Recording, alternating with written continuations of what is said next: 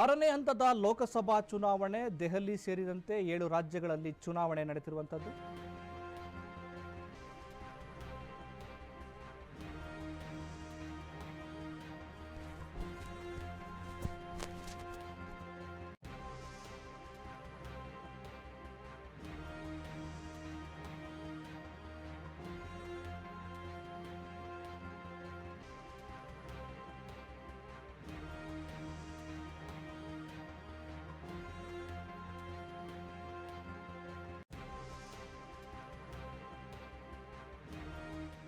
ಚುನಾವಣೆ ದೆಹಲಿ ಸೇರಿದಂತೆ 7 ರಾಜ್ಯಗಳಲ್ಲಿ ಚುನಾವಣೆ ನಡೆಯುತ್ತಿರುವಂತದ್ದು.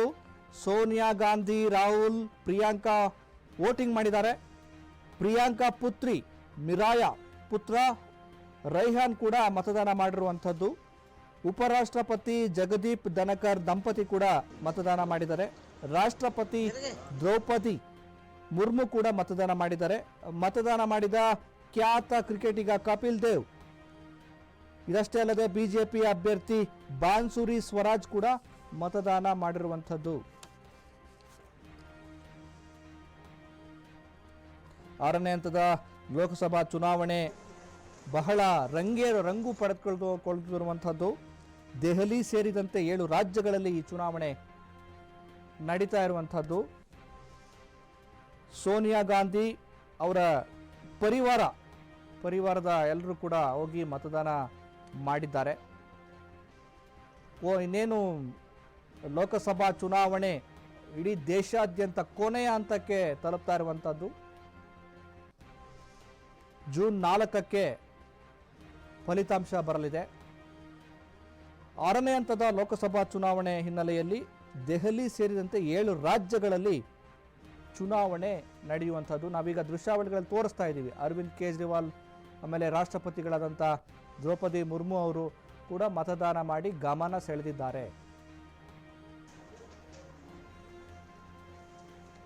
ಪ್ರಿಯಾಂಕಾ ಗಾಂಧಿ ಕೂಡ ಮತದಾನ ಮಾಡಿದ್ದಾರೆ.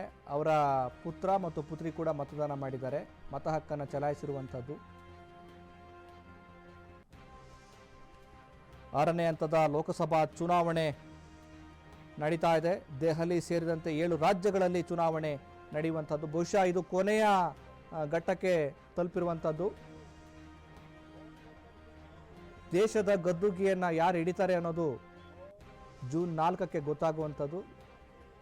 ಈಗಾಗಲೇ ಮತದಾನ ಮಾಡಿರುವಂಥ ಪ್ರಮುಖ ನಾಯಕರು ಮಾಧ್ಯಮಗಳ ಮುಂದೆ ತಮ್ಮ ಮತ ಹಕ್ಕನ್ನು ಚಲಾಯಿಸಿ ಕೈ ಬೆರಳನ್ನು ತೋರಿ ಮತ ಹಕ್ಕು ಚಲಾವಣೆ ಮಾಡಿರುವಂಥದ್ದನ್ನು ತೋರಿಸ್ತಾ ಇದ್ದಾರೆ. ಉಪರಾಷ್ಟ್ರಪತಿ ಜಗದೀಪ್ ಧನಕರ್ ದಂಪತಿ ಕೂಡ ಮತದಾನ ಮಾಡಿದ್ದಾರೆ. ರಾಷ್ಟ್ರಪತಿಗಳು ಮತದಾನ ಮಾಡಿದ್ದಾರೆ. ಪ್ರಮುಖ ರಾಜಕೀಯ ಪಕ್ಷಗಳ ನಾಯಕರುಗಳಾದಂಥ ಸೋನಿಯಾ ಗಾಂಧಿ, ರಾಹುಲ್ ಗಾಂಧಿ, ಪ್ರಿಯಾಂಕಾ ಅವರು ವೋಟಿಂಗ್ ಮಾಡಿರುವಂಥದ್ದು. ಬಿಜೆಪಿ ಅಭ್ಯರ್ಥಿಗಳು ಕೂಡ ಮತದಾನ ಮಾಡಿ ಮಾಧ್ಯಮಗಳ ಮುಂದೆ ನಿಂತಿರುವಂಥದ್ದು.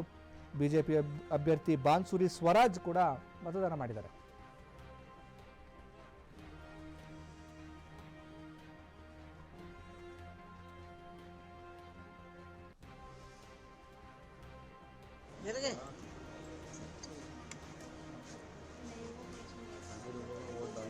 सिम्बो कहाँ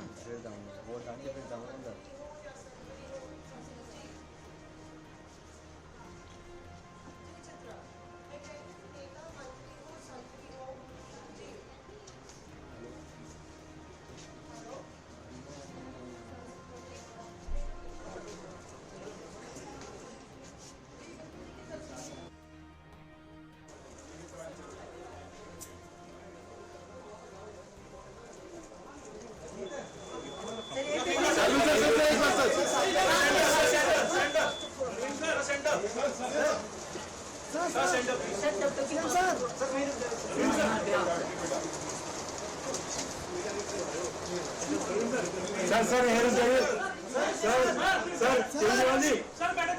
मैडम बच्चे नहीं रुक